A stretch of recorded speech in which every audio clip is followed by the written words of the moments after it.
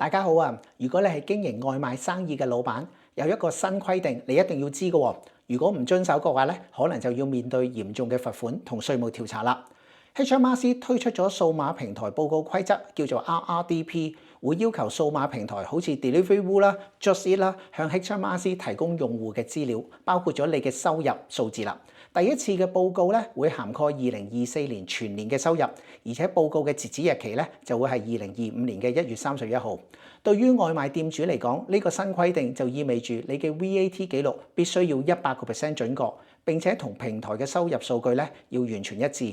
如果唔準確嘅話咧，HMRC 就有權對你嘅業務展開稅務調查，甚至會罰款㗎。嗱，唔好等到事後先至嚟後悔啦。所以咧，記得要保持稅務記錄準確，最好揾我哋專業嘅會計師幫你手，確保所有嘅收入都清楚申報，咁就可以安心應對 RRDP 嘅新規定啦。